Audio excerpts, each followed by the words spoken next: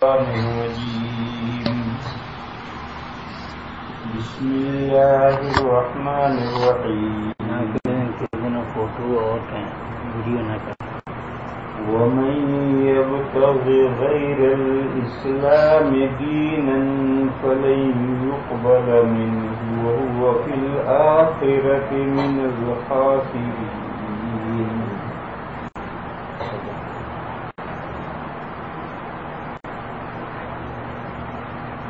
بزرگوں اور بھائیوں،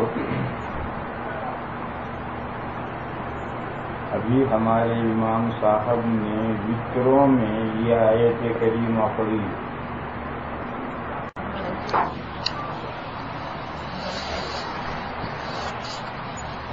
اس سے اوپر کیوں فوٹو لے رہا تو یہ پتہ نہیں مسجد میں حرام کام کر رہا.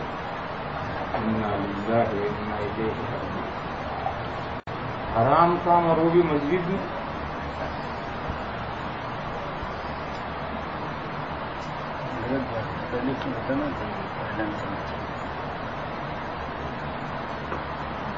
اس سے اوپر جو آیت آئی ہے اس آیت کا خلاصہ یہ ہے کہ آدم علیہ السلام سے لے کر آخری پیغمبر لاسٹ پروفٹ حضرت محمد مصطفیٰ صلی اللہ تعالی علیہ وسلم پر دین ایک ہی نازل ہوا ہے اور وہ دین اسلام نازل ہوا. شریعتیں الگ الگ رہی، قانون، آئین، دستور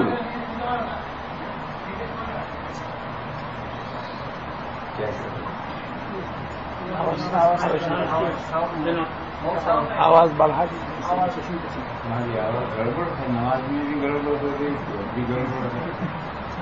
یہ کہہ رہے تھے کہ نیچے خواتین ہیں وہاں تک آواز نہیں پہنچ. نماز میں کہاں پہنچ رہی ہوگی آواز تو کم ہے سر. نماز میں بھی نہیں پہنچ رہی تھوڑا بڑھا دیں. چیک کرو اور پینے کا پانی بھی ٹھنڈا ٹھنڈا پانی لے کے آنا بھائی. آواز چیک کریں.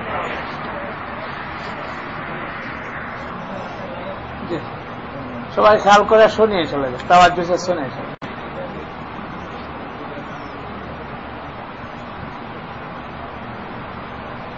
پہلا انسان، پہلا نبی کبھی غور کیا ہے آپ نے کہ اس کی وجہ کیا ہے؟ جو پہلا انسان ہے وہی پہلا نبی ہے. کبھی آپ نے غور کیا ہے اس کی کیا وجہ ہے؟ اس کی وجہ یہ ہے کہ کوئی انسان اللہ کی ہدایت کے بغیر اس دنیا میں کامیاب نہیں ہو سکتا. اللہ نے انسان کو عقل دی ہے اور عقل سے انسان اپنا ہر مسئلہ حل کر لیتا ہے، سالو کر لیتا ہے، لیکن وہ دنیا کے مسئلے حل کر سکتا ہے. انسان کی عقل اللہ تک پہنچنے کا راستہ طے نہیں کر سکتی. انسان کو جو اللہ نے عقل دی ہے دنیا میں ہمیں کیا کرنا ہے، بڑی سے بڑی ترقی کرنے کے لیے انسان کو جو اللہ نے عقل دی ہے وہ عقل کافی ہے. لیکن اللہ تک پہنچنے کے لیے اس دنیا میں وہ لائف، وہ زندگی جو اللہ کو پسند ہے، وہ کون سی لائف ہے اور کون سی زندگی ہے، اس کو انسان اپنی عقل سے طے نہیں کر سکتا.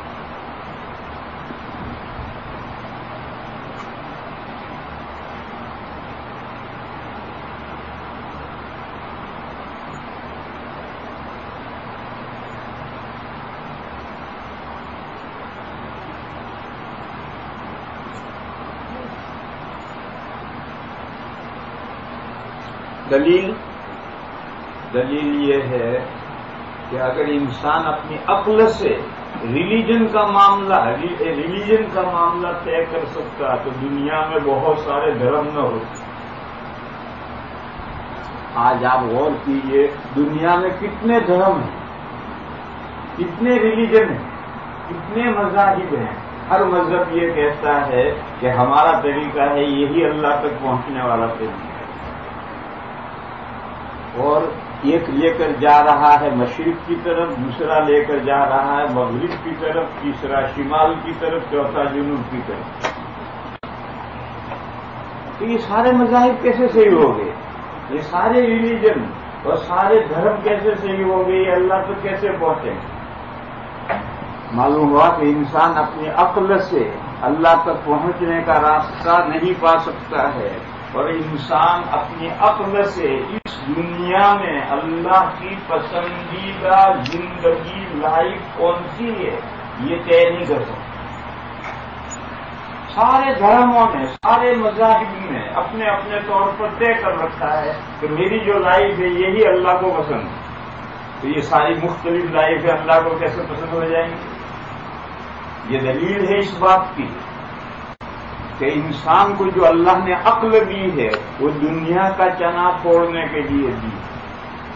اس میں شریعت دخل نہیں دے. اور اللہ کے یہاں سے جو دین نازل ہوتا ہے وہ انسان کو اللہ تک پہنچنے کا راستہ بتلاتا ہے، اور اس دنیا میں انسان جب تک رہے اللہ کی پسندیدہ زندگی کون سی ہے، کس طرح سے زندگی گزارے جو اللہ کو پسند ہے. بس یہ دو باتیں بتانے کے لیے اللہ کے یہاں سے نبوتوں کا سلسلہ قائم کیا جاتا ہے، اور وحیاں آتی ہیں اور آسمانی کتابیں اترتی ہیں.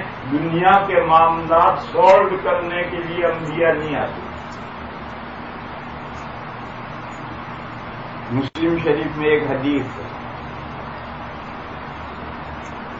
عربوں میں یہ طریقہ ہے جب کھجوروں پر پھل آتا ہے تو نر کھجور کا پھول لے کر مادہ کھجور کے پھول میں ایک جگہ سوراخ کر کے اس کی چھوٹی سی پنکھڑی لے کر لکڑی سے اندر گھساتے ہیں.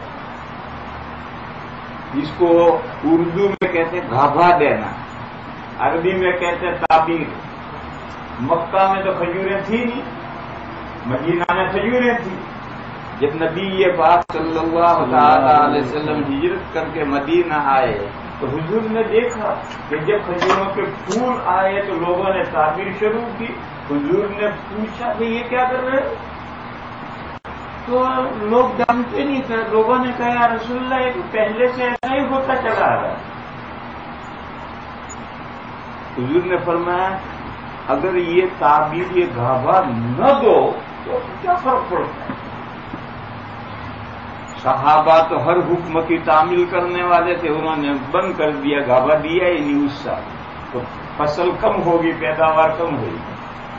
حضور نے دانے بھی چھوٹے چھوٹے اور کھجوریں بھی کم آئی. تو حضور نے پوچھا کہ بھائی اس سال دانے چھوٹے کیوں ہیں؟ تو لوگوں نے بتایا کہ یا رسول اللہ ہم نے جو گھابا نہیں دیا، تعبیر نہیں کی، اس کا اثر ہے. اس دن حضور نے یہ ارشاد فرمایا تھا، اور وہ مسلم شریف جو بخاری شریف کے بعد دوسری کتاب ہے صحیح کتاب، اس میں یہ حدیث ہے. حضور نے فرمایا انتم اعلم بامور دنیاکم، تمہاری جو دنیا کے معاملات ہیں وہ تم بہتر جانتے. یعنی آئندہ سال جب فصل آئے تو گھابا دیجیے. تمہارے تجربات سے یہ بات ثابت ہے کہ گھابا دینے سے پھل بڑا بھی ہوتا ہے، زیادہ بھی آتا ہے. تو دو میں نے منع کیا تھا اس پر حکومت جیسا، تم دنیا کے معاملات تم مجھ سے بہتر جانتے ہو. اس سے کیا معلوم ہوا؟ اس سے معلوم ہوا کہ انبیاء دنیا کی چیزوں میں دخل نہیں دیتے.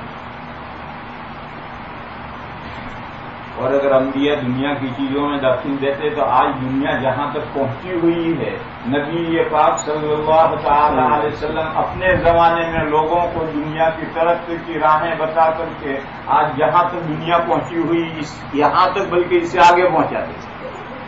نہیں، دنیا تو انسان کو اللہ نے عقل دی اور اسے اپنے عقل کے بل بوتے پر دنیا میں ترقی کرنی ہے، بڑھنا ہے۔ اللہ کے یہاں سے جو وحیوں کے سلسلے قائم ہوئے ہیں اور نبیوں کے جو سلسلے قائم ہوئے ہیں وہ صرف دو باتیں بتائیں۔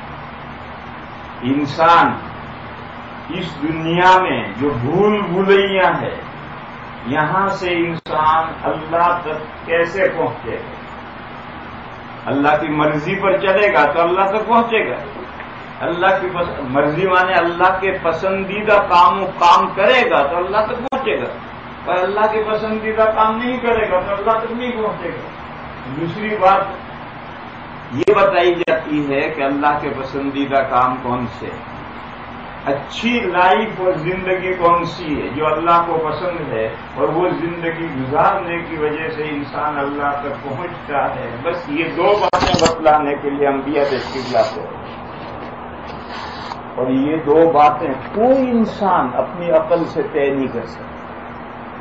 اسی لیے جو پہلا انسان ہے وہی پہلا نبی ہے، کیونکہ جو پہلا انسان ہے اسے بھی جاننا ہے کہ اللہ کی مرضی کیا ہے، مجھے دنیا میں زمین پر کیسی زندگی جینا ہے، میرا خدا مجھ سے کیسے خوش ہوگا، میں اس دنیا سے گزر کر آخرت میں جنت میں کیسے پہنچوں گا، اس کی ضرورت پہلے انسان کو بھی۔ دیکھو اس مسئلے کو سمجھو، انبیاء جو مبعوث ہوتے ہیں وہ اپنی ذاتوں کی طرف بھی مبعوث ہوتے ہیں۔ ہم پڑھتے ہیں لا الہ الا اللہ محمد الرسول اللہ، تو حضور بھی یہی پڑھتے ہیں، لا الہ الا اللہ محمد الرسول اللہ، حضور بھی پڑھتے ہیں۔ جب اذان ہوتی تھی جمعہ کے دن، جب اذان ہوتی تھی اور مؤذن پکارتا تھا اشہد ان محمد رسول اللہ، تو حضور جواب دیتے تھے وَأَنَا، میں بھی یہ گواہی دیتا ہوں کہ حضرت محمد مصطفیٰ صلی اللہ تعالی علیہ وسلم اللہ کے رسول ہیں، اس کی گواہی میں بھی دیتا ہوں۔ امت کو 5 نمازیں بتلائے تو حضور بھی 5 نمازیں پڑھتے، امت کو روزے بتلائے تو حضور بھی روزے رکھتے تھے، رمضان کے، زکوٰۃ نہیں تھی۔ انبیاء پر کہتے ہیں کہ کسی نبی پر زکوٰۃ نہیں فرض ہوئی، کیوں؟ نہ کسی نہ زکوٰۃ کب فرض ہوتی، جب نصاب کا مالک بنے اور وہ نصاب 1 سال تک اس کی ملکیت میں رہے، تب سال پورا ہونے پر زکوٰۃ فرض ہوتی ہے۔ انبیاء نصاب کے مالک ہی نہیں بنے، اور بنے تو آج آیا مال کل خرچ کر دیا، سال بھر رہتا ہی نہیں۔ حدیث شریف میں ایک واقعہ ہے، نبی پاک صلی اللہ تعالی علیہ وسلم نے عصر کی نماز پڑھائی، سلام پھیرنے کے بعد حضور ایک دم کھڑے ہوئے اور صفیں چیرتے چیرتے تشریف لے گئے۔ حضور کے اکثر گھر وہ تو جدار قبلی میں تھے، وہ قبلے کی دیوار تھی، اس دیوار میں اکثر گھر تھے، لیکن بعض گھر حضور کے دوسری طرف بھی تھے، مسجد ختم پھر راستہ، اور راستے کے اس طرف دار و اسامہ تھا، وہاں حضرت صفیہ وہاں رہتی تھی، ان کا گھر وہاں تھا۔ تو حضور لوگوں کی صفیں چیرتے ہوئے تیزی کے ساتھ بڑھ کر گھر گئے۔ تھوڑی دیر کے بعد میں حضور تشریف لائے تو دیکھا کہ صحابہ پریشان ہے، گھبرائے ہوئے ہیں کہ کیا معاملہ پیش آیا، تو حضور ایک دم اٹھ کے صفیں چیرتے ہوئے تشریف لے گئے۔ تو حضور نے فرمایا لوگوں کا استعجاب دور کرنے کے لیے، تعجب دور کرنے کے لیے حضور نے فرمایا میرے پاس سونا آیا اور میں اس کو تقسیم کرنا بھول گیا، مجھے نماز میں یاد آیا کہ سونا آیا ہوا، تو میں نے اس بات کو ناپسند کیا کہ وہ سونا رات بھر میرے گھر میں رہے، اس لیے میں نے جلدی جا کر وہ سونا لا کر کسی کو دیا، بانٹ دی، اسے لوگوں میں بانٹ دیا۔ تو انبیاء تو ایک رات مال گھر میں جمع نہیں رہنے دیتے، تو پھر زکوٰۃ کہاں سے فرض ہوگی؟ لیکن فرض کرو ان کے پاس اگر مال ہو اور سال بھر مال رہے تو ان پر بھی زکوٰۃ فرض ہوگی۔ آج بہت سے مسلمان ہیں، غریب ہیں، ان پر زکات فرض نہیں ہے. کیوں فرض نہیں؟ مالی نہیں. تو انبیاء پر زکات جو کہتے ہیں کہ انبیاء پر زکات فرض نہیں ہوئی، اس کی وجہ ہے کہ ان کے پاس مال سال پر رہا ہی نہیں. امت کو کہا کہ حج کرو تو حضور نے بھی حج کیا. جو احکام امت کے لیے، لوگوں کے لیے، وہ سب احکام نبی کے لیے بھی. یہ نبی بھی ایک انسان ہے، نبی بھی اللہ کا ایک بندہ ہے.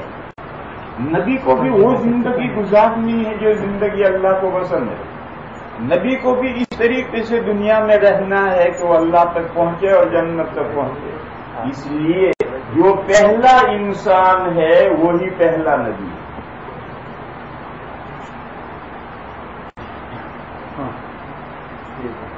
There's a car, the name RAV4 and another one on the مجھے کیا کہو، driveway. ان کو کہو، لوگوں سے کہو، مجھے کیا کہو.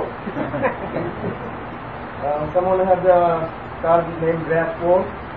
If someone needs to leave. Driveway একটা আছে, আরেকটা আছে RAV4.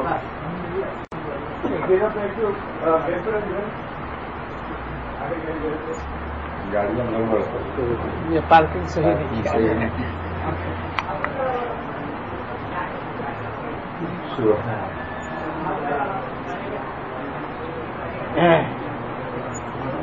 اور آگے آگے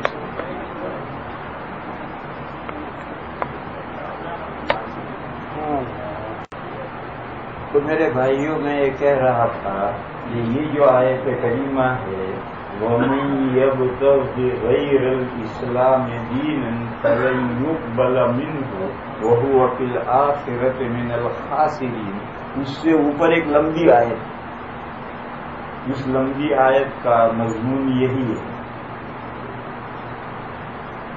قولوا آمنا بالله وما أنزل إلينا وما أنزل إلى إبراهيم وإسماعيل وإسحاق ويعقوب والأسباط وما أوتي موسى وعيسى والنبيون من ربهم لا نفرق بين أحد منهم ونحن له مسلمون.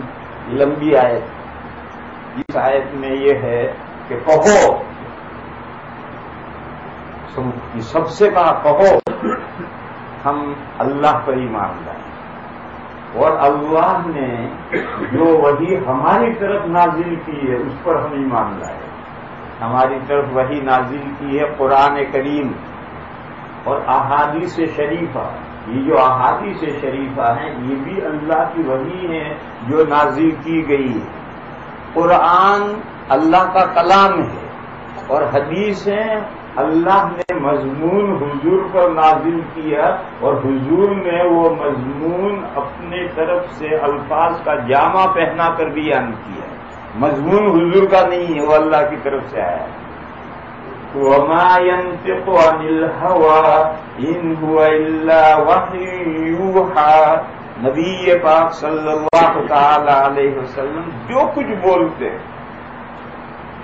وہ اپنے من کی طرف سے، اپنی خواہش کی طرف سے نہیں بولتے. وہ جو کچھ فرماتے ہیں دین سے تعلق رکھنے والی جو بات بھی فرماتے ہیں وہ اللہ کی طرف سے ان کی طرف وحی کی گئی. ایک وحی تو آتی ہے، اس میں اللہ کا کلام ہے، اللہ کی طرف سے کلام آتا ہے، اس میں جبرائیل کا بھی کوئی دخل نہیں، حضور کا بھی کوئی دخل نہیں. حضرت جبرائیل اللہ کا کلام لیتے ہیں، حضور کو پہنچاتے ہیں، حضور امت کے سامنے سناتے ہیں، وحی کو قرآن میں لکھوا دیتے ہیں. اور ایک وحی حدیثیں ہیں، حدیثوں میں مضمون اللہ کے یہاں سے آتا ہے، الفاظ حضور کے ہوتے ہیں. تو جو اللہ نے کہو ہم اللہ پر ایمان لائے اور اس وحی پر ایمان لائے جو اللہ نے ہماری طرف اتاری، اور ہم اس وحی پر بھی ایمان لائے جو اللہ نے حضرت ابراہیم، حضرت موسیٰ، حضرت عیسیٰ، حضرت داؤد، حضرت سلیمان اور پورے بنی اسرائیل کے جتنے ان سب پر جو وحی آئی ہم سب پر ایمان لاتے. قولوا آمنا بالله وما أنزل إلينا وما أنزل إلى إبراهيم وإسماعيل وإسحاق ويعقوب والأسباط وما أوتي موسى وعيسى والنبيون من ربهم لا نفرق بين أحد منهم. گزشتہ آدم علیہ السلام سے لے کر حضور تک جتنے نبی آئے ہیں سب کی وحیوں پر ہم ایمان لاتے.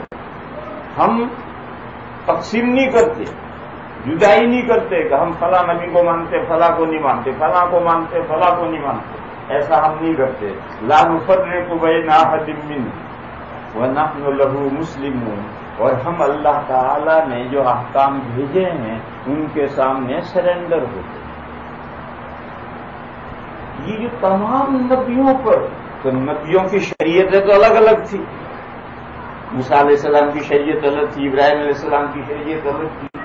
پھر سب پر ایمان کیسے لائیں گے؟ دین پر. دین سب کا ایک، شریعتیں الگ الگ. دین تمام نبیوں کا ایک ہے. ان الدین عند اللہ الاسلام. اللہ کے یہاں سے جو بھی دین نازل ہو، آدم علیہ السلام سے لے کر آخری نبی تک جو بھی دین نازل ہوا ہمیشہ دین اسلام نازل ہوا. ان الدین عند اللہ الاسلام.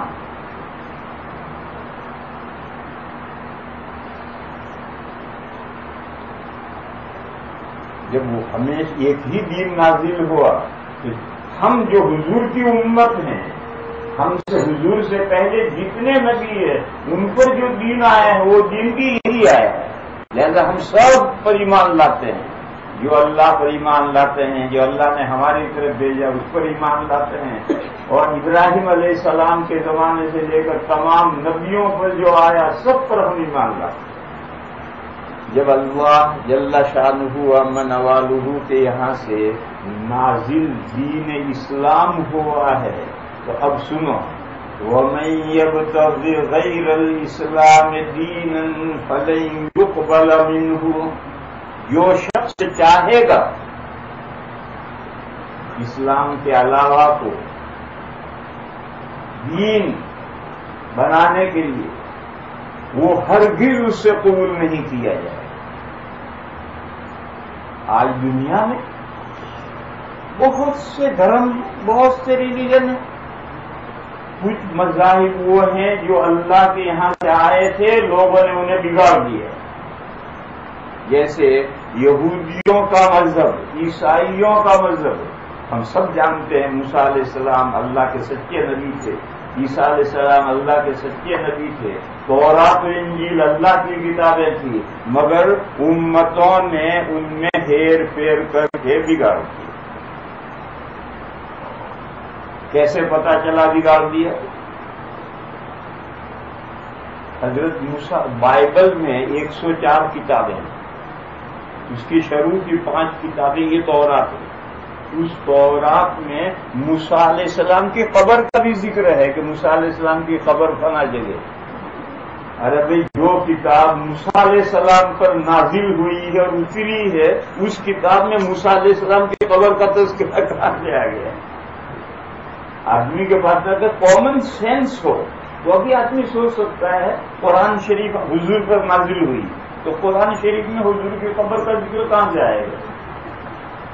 تو تورات میں ہے کہ موسیٰ علیہ السلام کی قبر فلاں جگہ پر. اس کا صاف مطلب یہ ہے کہ یہ اصلی حالت میں تورات نہیں رہی، پیچھے ہیر پھیر کر کے کچھ کا کچھ کر دیا. اور تورات انجیل اصل حالت میں نہیں ہے. اس کی دلیل کیا ہے؟ اس کی دلیل یہ ہے کہ حضرت عیسیٰ علیہ السلام کے 4 حواریوں نے 4 انجیلیں لکھی. تو عیسیٰ علیہ السلام پر تو ایک ہی انجیل اتری تھی، 4 انجیلیں کہاں سے آ گئی؟ سوچنے کی بات ہے. عیسیٰ علیہ السلام پر تو ایک انجیل اتری تھی. صحابہ نے، ابو بکر نے الگ قرآن لکھا، عمر فاروق نے الگ قرآن لکھا، علی مرتضیٰ نے الگ قرآن لکھا. یہ کس کے؟ حضور کے قرآن سے نہیں. حضور پر تو ایک قرآن اترا ہے، 4 قرآن کہاں سے آ گئے؟ تو عیسیٰ علیہ السلام پر تو ایک انجیل آئی ہے، ان کے پاس تو 4 انجیلیں ہیں اور 4 انجیل ایک دوسرے سے مختلف ہیں. تو اب ہم کیا سمجھیں؟ معلوم ہے عیسیٰ علیہ السلام کی یہ انجیل نہیں ہے، یہ تو ان کے حواریوں نے اپنے اپنی یادداشتیں جو مرتب کی.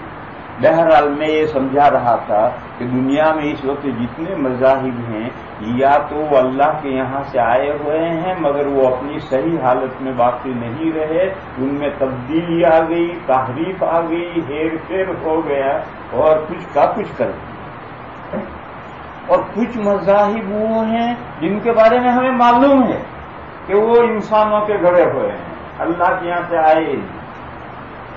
جیسے سکھوں کا مذہب گرو نانک ابھی 500 ساڑھے 500 سال پہلے ہوئے ہیں. گرو نانک آج سے 500 ساڑھے 500 سال پہلے پیدا ہوئے ہیں اور انہوں نے یہ مذہب بنا کر شروع کیا.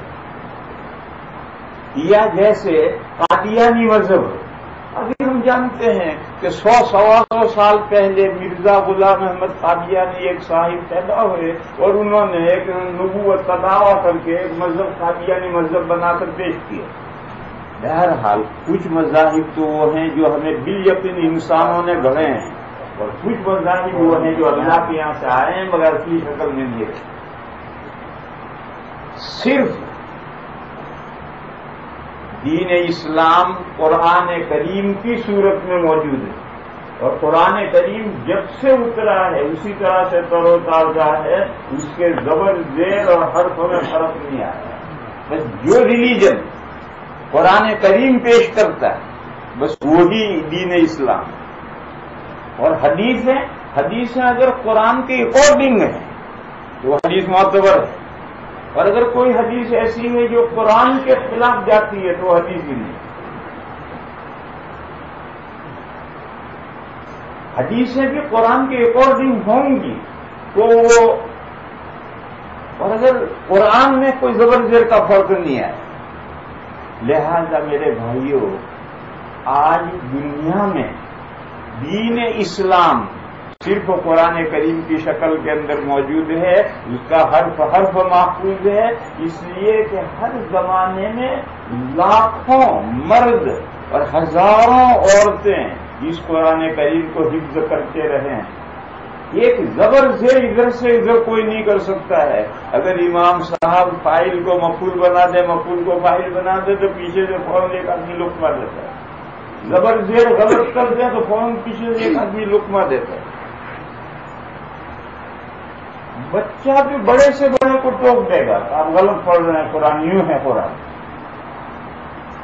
لہذا میرے بھائیوں، یہ آیت کریمہ جو میں نے ابھی آپ حضرات کے سامنے پڑھی کہ وَمَن يَبْتَغِ غَيْرَ الْإِسْلَامِ دِينًا، جو اسلام کے علاوہ کوئی اور دین چاہتا ہے.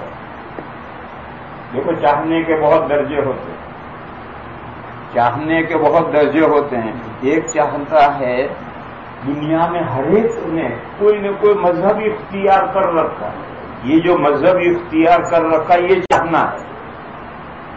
تو اگر وہ مسلمان نہیں ہے، مسلمان اسلام کے علاوہ دنیا میں جو سینکڑوں ریلیجن مذہب ہیں ان میں سے کوئی بھی مذہب اختیار کیے ہوئے، تو جب وہ مر کر اللہ کے یہاں پہنچے گا تو اس کا وہ ریلیجن، اس کا وہ مذہب اس سے ہرگز قبول نہیں کیا جائے. میرے بھائیوں، جب ایک جگہ سے کسی یونیورسٹی میں، دارالعلوم میں، کسی مدرسے میں داخلہ ہوتا ہے تو ایڈمیشن ٹیسٹ لیا جاتا ہے. ایڈمیشن ٹیسٹ لیا جاتا ہے. جب ہم اس دنیا سے گزریں گے اور اگلی دنیا میں داخل ہوں گے تو ایڈمیشن ٹیسٹ دینا پڑے گا اور کویسچن 3 آئیں گے اور تینوں کے جواب لازم ہیں. آپ نے یہ مضمون پڑھ رکھا ہے. جب قبر میں میت کو ہم دفن کر دیتے ہیں اور دفن کر کے لوگ پیچھے لوٹ جاتے ہیں تو میت سے سوال جواب شروع ہوتے ہیں اور 3 سوال ہوتے ہیں. مر ربک، تیرا پروردگار کون ہے؟ ما دینوں کا، تیرا ریلیجن کیا ہے؟ دنیا میں کس مذہب کا ماننے والا تھا، کون سا مذہب لے کر تو یہاں آیا ہے؟ پھر نبی پاک صلی اللہ تعالی علیہ وسلم کی زیارت کروائی جاتی ہے اور پوچھا جاتا ہے کہ یہ جو حضرت جی تجھے نظر آ رہے ہیں ان کے بارے میں تیرا کیا عقیدہ ہے؟ اگر پہلے سوال کا جواب اس نے دیا ربی اللہ، میرا پروردگار اللہ ہے، بس اللہ کے علاوہ میں کسی کو لارڈ نہیں مانتا، کسی کو میں بھگوان نہیں مانتا، کسی کو میں معبود نہیں مانتا، میرا پروردگار صرف اللہ ہے، وہی میرا پیدا کرنے والا ہے، وہی میرا پالنہار ہے اور وہی میرا پروردگار ہے۔ اور دوسرے سوال کا جواب اس نے دیا دینی الاسلام، میرا ریلیجن اسلام ہے، میں دنیا میں جب تک رہا دین اسلام پر رہا اور اسی دین اسلام پر زندگی گزار کر آیا۔ اور تیسرے سوال کا اس نے جواب دیا کہ یہ ہمارے وہ پیغمبر ہیں جن پر نازل ہوا دین میں نے اختیار کیا تھا اور اس دین پر میں زندگی بھر رہا، دین پر عمل کرتا رہا اور وہاں سے آیا ہوں، یہ محمد الرسول اللہ صلی اللہ علیہ وسلم۔ یہ تین سوال کے جب تک جواب نہیں دے گا آگے معاملہ نہیں بڑھے گا۔ اگر تینوں کے صحیح جواب آئے تو حدیث شریف میں ہے کہ جنت کی طرف کھڑکی کھول دی جائے گی، اللہ اکبر، قبر چوڑی کر دی جائے گی، 70 ہاتھ یوں لمبی چوڑی ہو جائے گی اور 70 ہاتھ یوں لمبی ہو جائے گی، جنت کی طرف کھڑکی کھول دی جائے گی، زیرو لائٹ جلا دی جائے گی، روشنی آئے گی، ادھر سے ٹھنڈی ٹھنڈی ہوا آئے گی اور فرشتے یہ کہہ کر چلے جائیں گے کہ نم کنومت العروس لا یوقظها الا احب اهله الیہ۔ جب دلہن رخصت ہو کر سسرال میں پہنچتی ہے تو پہلی رات میں ایک خاص کمرے میں اس کی سہیلیاں دلہن کو پہنچا دیتی۔ اب آہستہ سے ایک کھسک گئی، دوسری کھسک گئی، سب کھسک گئی اور اس کمرے میں صرف دلہن رہ گئی۔ اب اس کمرے میں صرف دلہا ہی آئے گا اور کوئی نہیں آئے گا۔ وہ دلہا جو اس کا کیا ہے، جو اس کا چہیتا ہے، جس کا وہ انتظار کر رہی، بس اب وہی آئے گا۔ تو فرشتے بھی کہہ کر چلے جائیں گے کہ اب دلہن کی طرح سو جاؤ، اب اللہ ہی جب وقت آئے گا تمہیں اس خبر سے اٹھائے گا اور کوئی تمہیں ڈسٹرب نہیں کرے، اب اللہ ہی یہاں سے اٹھائے۔ اور اگر ان تین سوالوں کے جواب نہیں دیے، تینوں سوالوں کے جواب ایک سلسلے کی کڑی ہے، ایک کا جواب دو تو سب کے جواب آئیں گے، اس کے ساتھ بندھے ہوئے ہیں تسبیح کے دانے، اور اگر ایک کا جواب نہیں دے سکے تو اگلے کا بھی جواب نہیں، تو پھر فرشتے قبر کو حکم دیں گے اور قبر کے دونوں پہلو آپس میں ملیں گے اور دائیں طرف کی ہڈیاں ٹوٹ کر بائیں طرف کی ہڈیوں میں گھس جائیں گی اور بائیں طرف کی ہڈیاں ٹوٹ کر دائیں طرف کی ہڈیوں میں گھس جائیں گی، اور فرشتہ اتنے زور سے گرز مارے گا اور میت اتنی زور سے چلائے گی کہ انسانوں اور جنات کے علاوہ ہر مخلوق اسے سنتے۔ انسان اور جنات نہیں سنتے کیوں؟ پردہ پڑا ہوا ہے، امتحان ہے، یہ غیب ہے، یہاں شہادہ نہیں ہوتے، ہر چیز کو اوپن نہیں کیا جاتا ہے۔ تو میں عرض یہ کر رہا تھا کہ جب اس دنیا سے آدمی پاس ہوگا اور اگلی دنیا میں قدم رکھے گا تو قدم ہوتے ہی ایڈمیشن ٹیسٹ ہونا ہے۔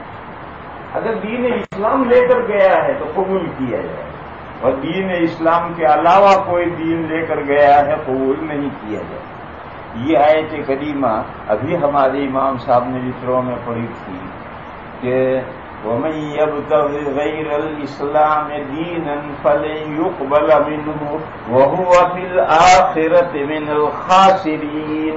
دنیا میں چاہے وہ کامیاب ہو، دنیا میں چاہے وہ کامیاب ہو، کتنی بھی کامیابی کی زندگی گزارے، لیکن آخرت میں وہ گھاٹا پانے والوں میں سے ہوگا، ٹوٹا پانے والوں میں سے. آج دنیا میں آپ کو ایسا نظر آئے گا کہ دوسرے مذاہب کے، باطل مذاہب کے ماننے والے بڑے خوشحال، بڑے کامیاب، ہاتھ دنیا میں ان کا اونچا، آپ کو ایسا نظر آئے گا. لیکن قرآن نے کہا وَلَا يَغُرَّنَّكَ تَقَلُّبُ الَّذِينَ كَفَرُوا فِي الْبِلَادِ مَتَاعٌ قَلِيلٌ ثُمَّ مَأْوَاهُمْ جَهَنَّمُ. یہ ساری دنیا میں دندناتے پھر رہے ہیں، ان کے اس سے آپ دھوکے میں نہ آئیں، اس سے آپ دھوکے میں نہ آئیں. یہ تو امتحان کا میدان ہے، اس میدان میں کبھی اللہ تعالیٰ ایسا بھی کرتے ہیں. تِلْكَ الْأَيَّامُ نُدَاوِلُهَا بَيْنَ النَّاسِ. اگر ایک نہجے پر معاملات ہمیشہ چلتے رہے تو امتحان ختم. قرآن کریم میں ایک جگہ پر ہے وَلَوْلَا أَن يَكُونَ النَّاسُ أُمَّةً وَاحِدَةً لَجَعَلْنَا لِمَن يَكْفُرُ بِالرَّحْمَٰنِ لِبُيُوتِهِمْ سُقُفًا مِّن فِضَّةٍ وَمَعَارِجَ عَلَيْهَا يَظْهَرُونَ. اللہ تعالیٰ فرماتے ہیں لوگ ایک رخ پر چل پڑیں گے. اگر ایسا اندیشہ نہ ہوتا تو جو بھی اللہ کا انکار کرتا ہے دولت کا ڈھیر لگ جاتا ہے. چھتیں سونے کی، مکان کی چھتیں سونے کی ہو جاتی، زینے، سیڑھی، اسٹیج چاندی کی ہو جاتی، دروازے سونے کے گولڈ کے ہو جاتے. یہ ساری نعمتیں ہم اللہ کا انکار کرنے والوں کو دنیا میں دے دیں.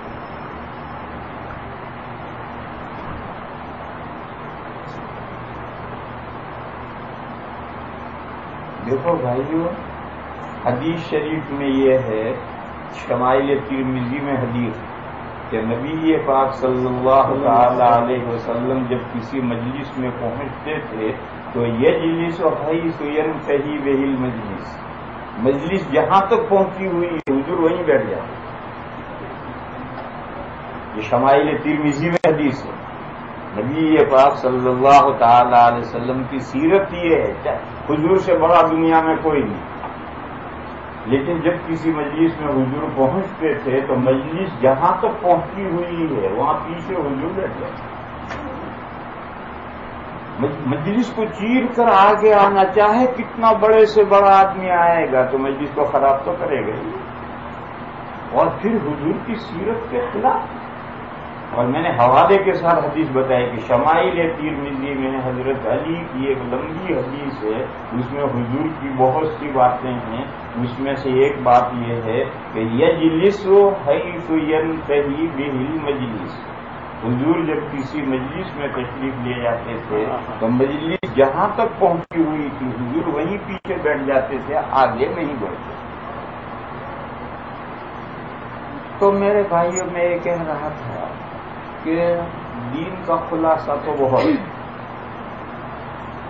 دین، جو شخص دین اسلام کے علاوہ کوئی اور مذہب چاہے گا تو چاہنے کا ایک مطلب تو یہ ہے کہ وہ مسلمان نہیں ہے، غیر مسلم ہے، ہندو ہے، عیسائی ہے، یہودی ہے، کچھ بھی ہے. اور ایک چاہنا یہ ہے کہ ہے تو مسلمان لیکن اسلام جو زندگی بتلاتا ہے کہ دیکھو ایسی زندگی گزارو، وہ اس کے لیے زندگی گزارنے کے لیے تیار نہیں ہے، وہ اپنی من مانی زندگی گزارنا چاہتا ہے. میرے بھائیوں، جو اپنی من مانی زندگی گزارے گا، اسلام 5 شعبوں کا نام ہے: عقیدے، عبادتیں، معاملات یعنی بزنس، اخلاق مورل، اور معاشرت رہن سہن. یہ 5 ہیں. اگر عقیدے خراب ہیں تو مسلمان کیا ہو؟ دیکھو مسلمانوں میں 73 فرقوں کی حدیث ہے. اور حضور نے فرمایا کہ ان 73 فرقوں میں سے 72 فرقے جہنم میں جائیں گے، صرف ایک فرقہ جنت میں جائے گا۔ یہ جو فرقے بنتے ہیں یہ عقائد سے فرقے بنتے ہیں، تو صرف ایک فرقہ جو اہل سنہ والجماعہ کا فرقہ ہے اسی کے عقائد صحیح ہیں۔ ان کے علاوہ مسلمانوں میں جو 72 فرقے ہیں وہ جو غلط عقائد کی وجہ سے فرقے بنے ہیں وہ سب جہنم میں جائیں۔ لہذا دین اسلام کون سے ہیں؟ جو اہل سنہ والجماعہ کے جو عقیدے ہیں وہی صحیح عقیدے ہیں۔ ان کے علاوہ مسلمانوں کے جو مختلف فرقے ہیں ان کے عقیدے صحیح نہیں۔ عبادتیں لازم ہیں، کچھ فرض ہیں، کچھ واجب ہیں، سنتیں نفلیں اگر آپ نہ پڑھیں تو فرض اور واجب عبادتیں ہیں وہ تو کرنی ہی ہے۔ اگر فرض اور واجب عبادتیں نہیں کرتا تو پھر مذہب کس چیز کا نام ہے اور دین کس بات کا نام ہے؟ جو عبادتیں لازم ہے وہ تو کر نہیں رہا۔ اسی طرح سے انسان آزاد نہیں ہے کہ جو چاہے جس طرح چاہے کاروبار کرے، نہیں، اس ہر مسلمان کے لیے کہ یہ کاروبار جائز ہے یہ ناجائز ہے، تو شریعت کے حکم کے مطابق کاروبار کرے گا تو اس نے دین اسلام کو صحیح معنی میں قبول کیا۔ اور اگر کہتا ہے میں مسلمان ہوں اور کاروبار تو کر رہا اپنا من مانا تو وہ اسلام کو قبول کرنا 100% نہیں پایا گیا۔ اسی طرح سے اسلامی اخلاق ہیں، اچھے اخلاق اور برے اخلاق ہیں۔ اگر مسلمان ہے تو اسلامی اخلاق اپنانے ضروری ہیں، اگر وہ اسلامی اخلاق اپنائے ہوئے نہیں ہیں تو اسلام اس نے حقیقی معنی میں صحیح معنی میں اسلام قبول نہیں کیا۔ اسی طرح سے معاشرت، رہن سہن، اسلام کے طریقہ ہے کہ ہر انسان کو، بیوی کو شوہر کے ساتھ، شوہر کو بیوی کے ساتھ، ماں باپ کو اولاد کے ساتھ، اولاد کو ماں باپ کے ساتھ، آدمی کو بھائی بہن رشتہ داروں کے ساتھ، رشتہ داروں کو اپنے دوسرے رشتہ داروں کے ساتھ، آدمی کو اپنے نیبر کے ساتھ، چاہے نیبر کوئی ہو، اس میں مذہب کی کوئی قید نہیں، نیبر ہے، پڑوسی ہے، اس کے ساتھ کیسے رہنا ہے۔ اور نیبر بھی ایک تو گھر کے پڑوسی ہے جو ہمیشہ کا نیبر ہے، ہمیشہ کا نیبر نہیں، ریل میں اور بس میں آدھا گھنٹے نیبر بن گیا ہے، ہماری نیکسٹ سیٹ میں وہ بیٹھا ہوا ہے وہ بھی نیبر ہے، وہ آدھا گھنٹے کا نیبر ہے، اس کے ساتھ کیسے برتنا ہے، یہ سب معاشرت ہے اور اس کے سب احکام ہیں۔ تو اگر انسان ان معاشرتی احکام کو قبول کرے تو اس نے دین کو حقیقی معنی میں دین اسلام کو قبول کیا۔ اور اگر دعویٰ تو یہ کرے کہ میں دین اسلام کو قبول کرتا ہوں مگر نہ تو اس کے عقیدے صحیح ہیں، نہ وہ کمپلسری عبادتیں کرتا ہے، نہ اس کا رہن سہن درست ہے، نہ اس کا اخلاق اسلامی ہے، نہ اس کی معاشرت اسلامی ہے، تو یہ بھی دین کو ادھورا قبول کرنا ہے، ناقص قبول کرنا ہے۔ میرے بھائیوں، کامیابی آخرت میں اس صورت میں ہے جب ہم دین کو صحیح معنی میں قبول کریں۔ ایک حدیث شریف ہے، اس حدیث شریف میں یہ مضمون ہے کہ رمضان شریف کا جو مہینہ ہے یہ توبہ کا مہینہ ہے۔ یاد ہے کہ رمضان کا پہلا عشرہ رحمت کا، رمضان کا پہلا عشرہ رحمت کا، دوسرا عشرہ مغفرت کا اور تیسرا عشرہ جہنم سے آزادی کا۔ اس کا کیا مطلب ہے؟ اس حدیث کا مطلب یہ ہے کہ جو 100% مسلمان ہے پکا تو رمضان کی پہلی تاریخ سے رحمت برسنی شروع ہو جاتی۔ پہلا عشرہ رحمت کا ہے، رحمت کا کس کے لیے ہے؟ جو پہلے عشرے میں رحمت کا مستحق ہے اس کے لیے پہلے دن سے ہی رحمت اس میں برسنی شروع ہو جاتی ہے۔ اور جو میلا ہے، جو کپڑا میلا ہے وہ دھوبی کی بھٹی میں جائے گا، دھلائی ہوگی، کلین ہو کر آئین ہو کر کے اچھا ہو کر آئے گا۔ تو 10 دن گزرتے گزرتے گنہگار بندے کو کلین ہو جانا چاہیے اور دوسرے عشرے میں اس کے حصے میں اس کی مغفرت شروع ہو جانی چاہیے۔ 20 کا معاشرہ مغفرت کا ہے، یعنی 10 دن کے اندر اپنے آپ کو اس قابل بنا ڈالو کہ 11 تاریخ سے اللہ کی مغفرت اور بخشش حصے میں آنی شروع ہو جائے، اور 20 دن ہوتے ہوتے جب آخری عشرہ ہو جائے تو اتنا پاک صاف بندہ بن جانا چاہیے کہ جہنم سے آزادی کا پروانہ اس کے ہاتھ میں تھما دیا جائے، لے جہنم سے تو آزاد۔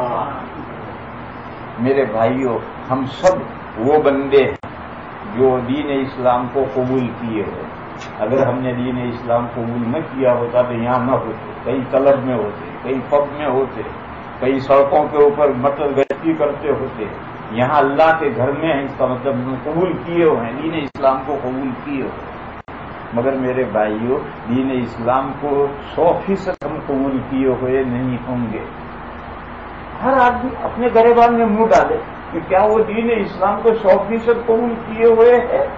اگر کمی ہے تو دیکھو یہ پہلا عشرہ چل رہا ہے، اس 10 دن کے اندر اندر اپنے آپ کو اس قابل بناؤ کہ درمیانی عشرے میں مغفرت شروع ہو جائے اور آخری عشرے میں جہنم سے آزادی کا پروانہ مل جائے۔ سیزن ہمیشہ نہیں آتے، چند دن کا سیزن آتا ہے، آف ہو جاتا ہے، پھر آدمی پچھتاتا رہتا ہے کہ ہائے وقت میرے ہاتھ سے نکل گیا۔ اللہ نے یہ رمضان شریف ایک موقع، ایک سیزن عطا فرمایا ہے، اس سیزن سے ہم سب کو فائدہ اٹھانا چاہیے۔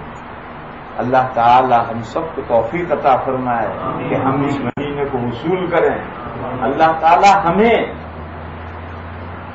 پوری طرح سے دین اسلام میں داخل ہونے کی توفیق عطا فرمائے۔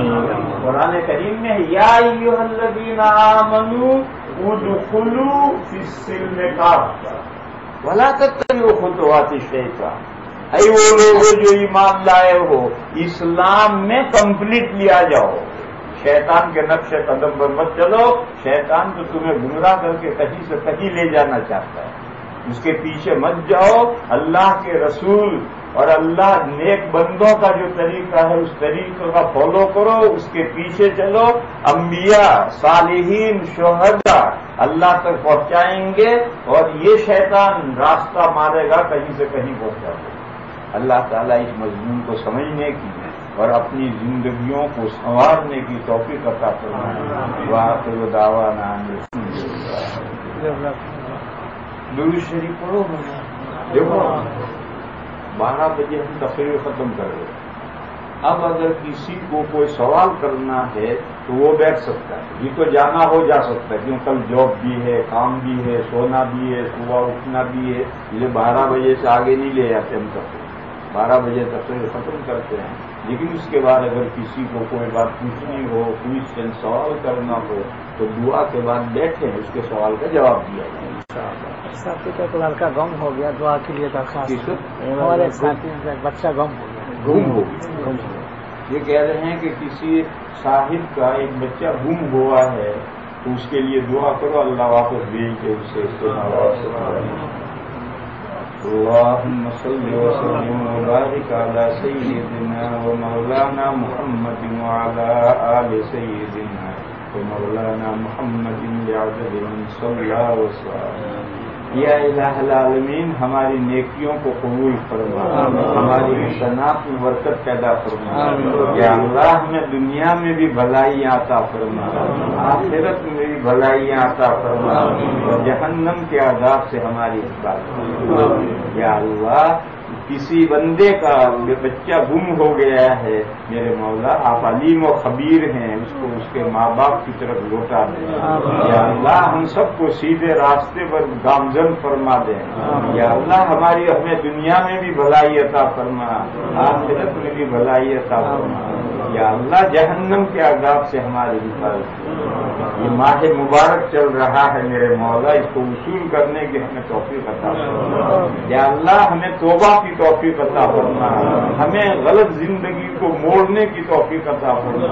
یا اللہ دین پر صحیح طریقے پر عمل کرنے والا ہمیں بنا دے۔ یا اللہ ہمارے جو ماں باپ رشتے دار دنیا سے گزر گئے ہیں میرے مولا سب کی مغفرت عامہ تامہ فرما اور ہمیں ان کے بعد صحیح راستے پر گامزن فرما. یا اللہ ہماری مغفرت فرما, ہمارے ماں باپ کی مغفرت فرما, تمام مسلمان مردوں کی اور مسلمان عورتوں کی مغفرت فرما. سبحان ربک رب العزت عما یصفون وسلام علی المرسلین والحمد للہ. اور ہندوستان کو تعارف سلیکٹ کریں گے عبد الکریم سے. کل حضرت کا بیان ہے فاطمہ مسجد خاتمہ کرانے کا